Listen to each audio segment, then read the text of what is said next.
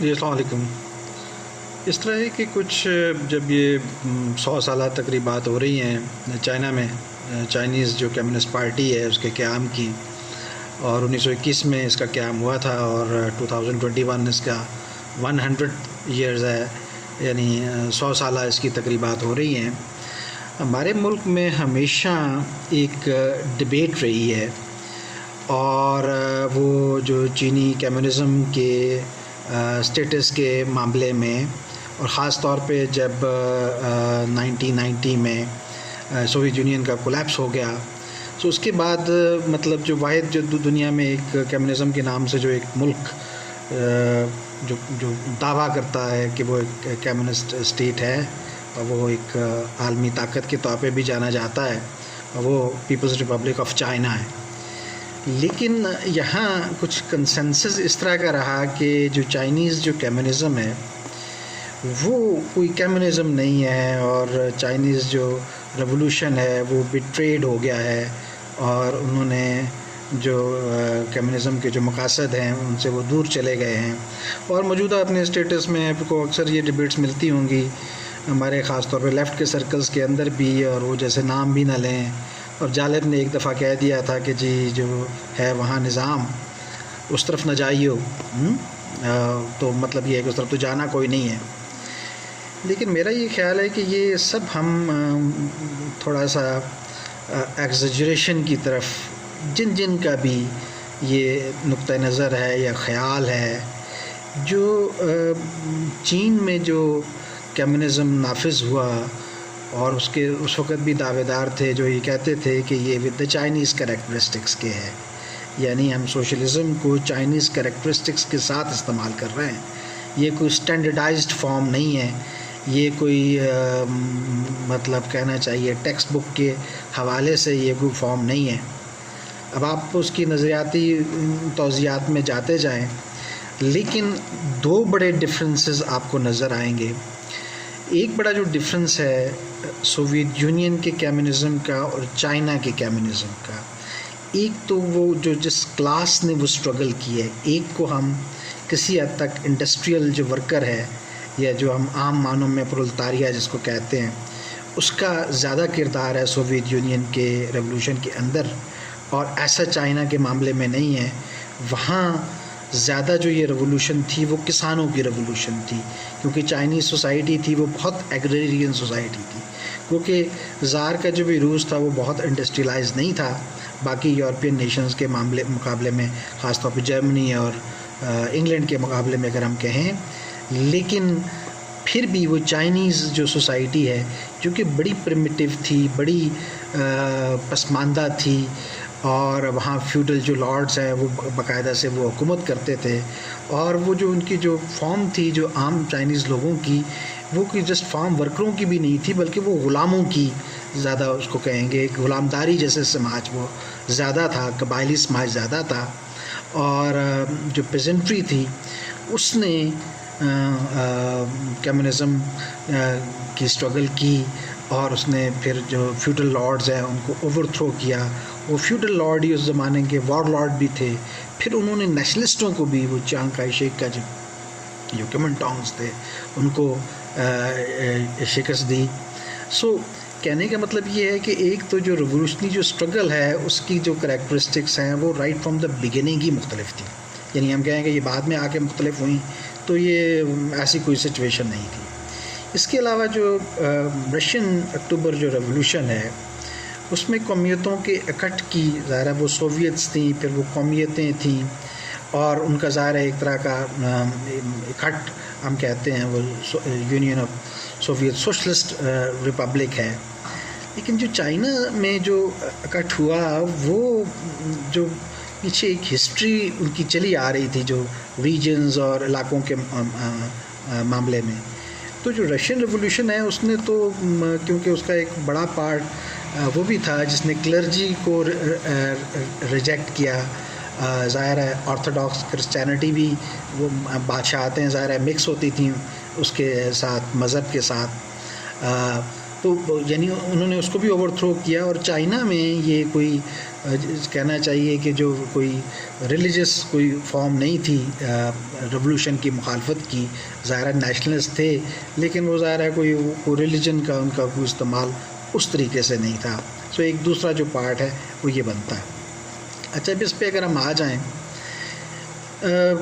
Soviet union का character बिल्कुल कहना चाहिए साइनो सोवियत जो स्प्लिट थी उसकी भी बहुत सी वजूहत बहुत से कॉमरेड्स को खैर से असबर होंगी, याद होंगी कि जो चाइना था उसके रेवोल्यूशन को या उसकी जो करैक्टरिस्टिक्स को, जो स्टैंडर्डाइज्ड जो एक रेवोल्यूशन आया था या उसको स्टैंडर्डाइज कहना चाहिए जो रशिया में, उससे हमेशा बिट्रेल के तौर पे देखा गया। और वहाँ ऑब्वियसली जो ओवरथ्रो था वो बहुत ही यानी सिग्निफिकेंट था, बहुत ही ब्लंट जिसको कहना चाहिए, एक बिल्कुल मुख्तलिफ उसकी जो फॉर्म है। मैंने जैसे कहा कि वो एग्रेरियन सोसाइटी ज़्यादा थी और पेजेंट्री का जो रेवोल्यूशन है वो ज़्यादा था।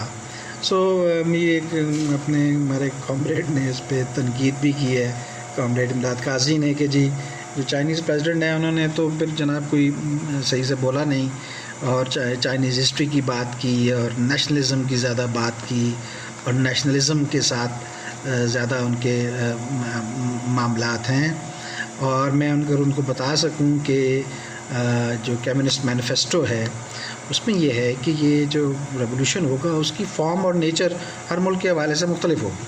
मतलब आप ये नहीं कह सकते कि वो एक स्टैंडर्ड जिस तरह का सोवियत रूस में आया तो वैसे ही होगा, जैसे चाइना में आया तो वैसे ही होगा। और जैसे अगर हमारे यहाँ अगर आता है तो हमारी अपनी सोसाइटी की अपनी खुसूसियात हैं, अपने सोशल डायनामिक्स हैं। और यानी जिस तरह के मैंने कहा कि वो चाइनीज़ को किसी रिलीजियस जो एक तरह की जो वॉरलॉर्ड्स हैं उनके साथ तो कोई उनको नहीं करना पड़ा, दीगर उसकी फॉर्म थी। हमारे यहाँ ज़ाहिर है कोई रिलीजियस फॉर्म है इस तरह की जो रद्द इनकलाब की जो क़ुव्वतें हैं, तो यहाँ उसकी नेचर मुख्तलिफ होगी। सो हम क्यों ये एक्सपेक्ट करते हैं चाइनीज़ रेवोल्यूशन से कि वो एग्जैक्टली सोवियत यूनियन की तरह, उसके अपनी पॉजिटिव्स हैं सोवियत यूनियन के।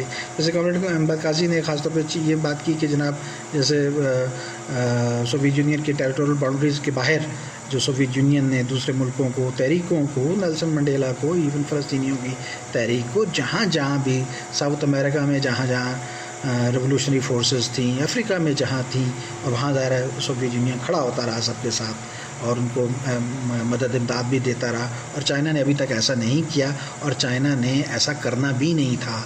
यानी उनका ये पहले से था कि उन्होंने अपनी बाउंड्रीज़ के अंदर ही इसको अप्लाई करना है और कोई इंटरनेशनल फॉर्म अख्तियार नहीं करनी। और मे भी आइंदा आने वाले टाइम में शायद ज़ाहिर है अब उनकी नेचर एंड फॉर्म अब मुख्तलिफ हो गई है। अब उन्होंने कोई मंडी की मईशत को कोई कंट्रोल पैमाने में उसको नाफज करने की कोशिश की है।